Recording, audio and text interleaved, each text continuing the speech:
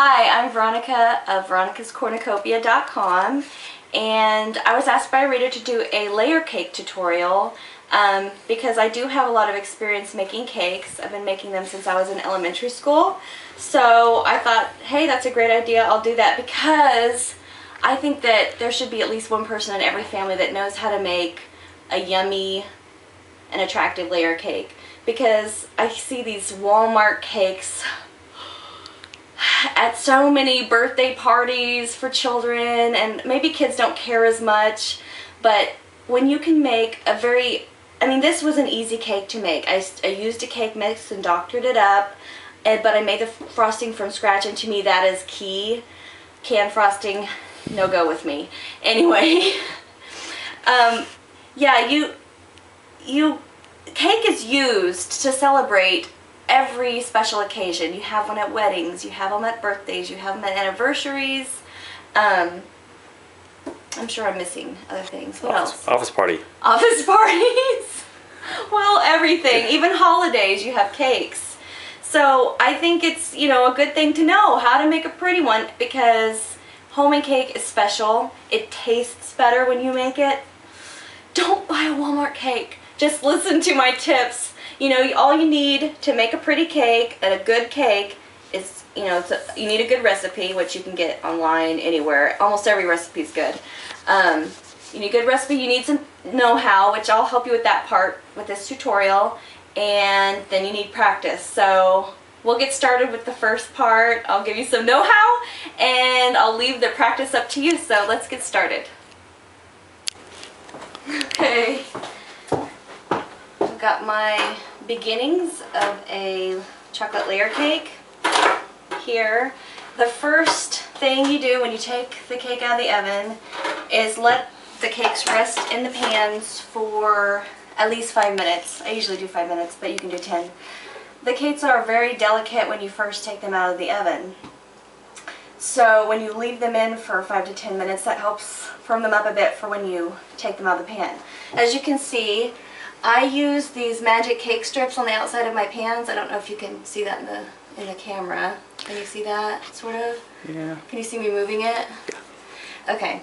And, I think they work kind of well. These don't look too terribly domed. They are domed, but I've had a lot worse. So I don't know if it's really necessary. I always use them because I bought them. So I don't know if I'd even suggest them, but they do, as you can tell, they do seem to work a little bit. While we're waiting on these to sit for 5 minutes, I'm going to talk to you about my water bottle. This is my secret weapon for moist cakes, and I also use it later on in my cake process after I've got the frosting on, and we'll talk about that later. But I learned this in my first cake decorating class, and this isn't something they put in like the regular Wilton class, but it's just something my teacher knew, was to have a water bottle filled with water. And I just bought this only for water. It never had cleaner in it. You don't want that. But after the cakes are out of their pans, I spray them all over with water. And if you've noticed, especially chocolate cakes, they tend to be dry on the outside after baking. And if you spray them all over with water, all that does, it doesn't add any flavor. I use tap water. You could use filtered. I use tap, and you can't tell. It doesn't add any flavor at all. It just makes a very moist cake. So no matter if you overbaked your cake, I've overbaked a cake by 10 minutes before and saved it with this. I really had to douse it. I probably used a whole bottle of water, but it was like a 14-inch cake. I saved it with this, so I really recommend if you make, I would just have this even if I made one birthday cake a year. To me, it's really important. I have used my hands and kind of like dabbed it on, or like a pastry brush. I've done that before, and that will work.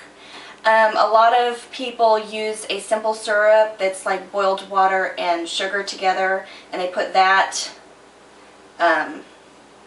on their cakes instead of water, and you can do that, but I just prefer the water. It's easy. You just spray it on. You don't have to make the syrup. The syrup adds sugar, so they're already sweet. It's not going to hurt you unless you're watching your calories, and I don't know, if you're watching your calories, you're probably not going to be eating cake anyway. So it's up to you. This is just what I prefer. It hasn't, I don't think it's been 5 minutes yet, but I'm going to go ahead and show you how I take my cakes out. I like to cool my cakes with the dome side up, because when you dump it out upside down, that dome is going to be resting on that dome. So it could crack because it's not a flat surface. Now this is pretty flat. It'd probably be okay, but I'm going to show you what I do. I used my bacon splatter screen. This is like from our grandma. I think I got it as a wedding gift, and it's got a burn mark on it. Anyway, I love using this to turn the cake out onto because it's flexible, and so it allows for that dome to go in there and still the cake stays flat. So take your oven mitts, put the thing over, flip it over,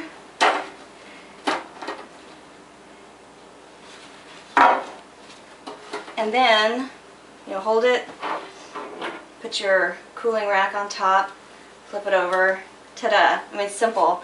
You can also just use another cooling rack, but most people don't have more than 2. I have 4, so I can do that, but I prefer this because it's just like easy breezy. And as you can see, my cake, this is a little warm, my cake came out very nice. Whoops, don't want that to get crushed.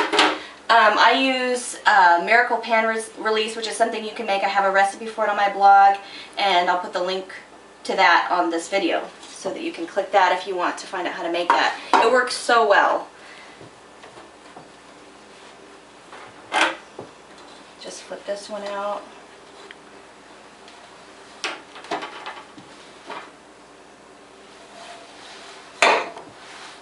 I used to put parchment paper on the bottom of my cake pans because I didn't want them to stick, and now I just don't have to because that Miracle Pan Release works so well. Okay, so once you have your cakes out, I'm just going to put this here for now. While they're still hot and cooling, I go ahead and start with the water, and I feel it. You know, when it first comes out, it's going to feel more moist than after it's completely cool. If you've made a cake before, you'll notice after it's cool it feels kind of like hard around the edges. Anyway, this cake turned out pretty good. I didn't overbake it at all, so I don't need to totally go overboard with the spraying, but I do around the edges. I don't bother doing the top because that's actually the moistest part of the cake. It didn't touch the pan, so it's more moist. Plus, we're going to level the cakes before we stack them, and that's going to get sliced off anyway, so there's really no point in spraying water there. So I usually go around about 1 or 2 times. For chocolate cake, I use usually more water because chocolate cake dries out more than like a white cake, and that might be because it's darker and it attracts heat. I don't know. And I kind of feel it as I spray, see how it feels. If it feels a little bit dry, I'll spray some more.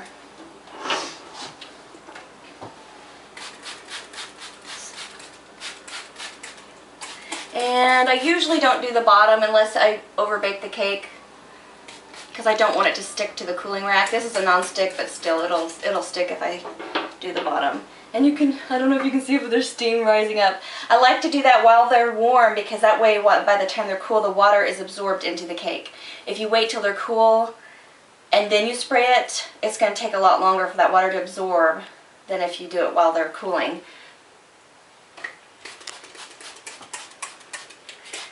And there you go. That's your first step done. And next we will level the cakes.